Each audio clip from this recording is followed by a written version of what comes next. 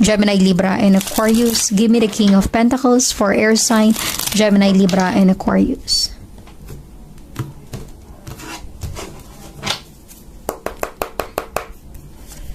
You have the Three of Swords in air sign. And you have the King of Wands, a fire sign. Okay. So I'm really getting here air sign, Gemini, Libra, and Aquarius. Merong broken-hearted. Kasi posibleng involved ka with two person in your energy. King of Pentacles and King of Wands. Parehong may gusto sa'yo, air sign. Or posibleng parehong mahal mo. Pero bakit may Three of Swords? Kasi hindi ka makapag-decide. Pareho silang importante sa'yo at pareho kang importante para sa kanila, air sign. It really feels na this is some kind of a third wheel energy. Yung tipong kailangan mong magpakatotoo at sabihin yung totoo mong nararamdaman.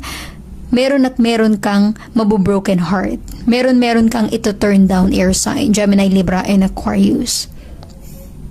Maaring connected ka with a fire sign, Aries, Leo, Sagittarius, or an earth sign, Taurus, Virgo, and Capricorn. At pareho silang king energy, air sign.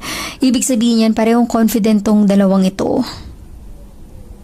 Walang pag-aalinlangan. Kung talagang yun ang nararamdaman nila, yun ang sasabihin nila sa'yo.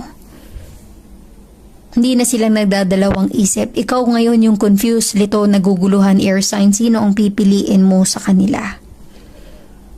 Or the other way around, resonate as it is, air sign.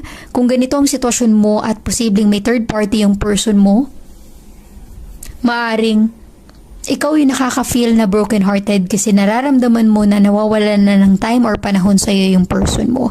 Ibig sabihin nun, dun siya sa iba. Okay?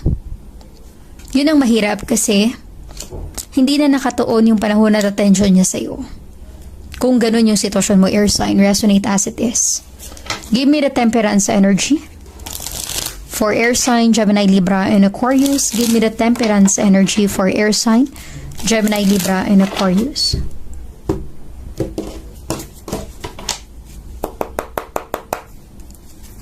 You have the Queen of Wands, a fire sign. And the Seven of Pentacles, an earth sign. So, very strong energy, air sign, Gemini, Libra, and Aquarius. May umaasa. Para bang inaantay lang yung tamang panahon at tamang pagkakataon. Seven of Pentacles, patiently waiting with the temperance energy.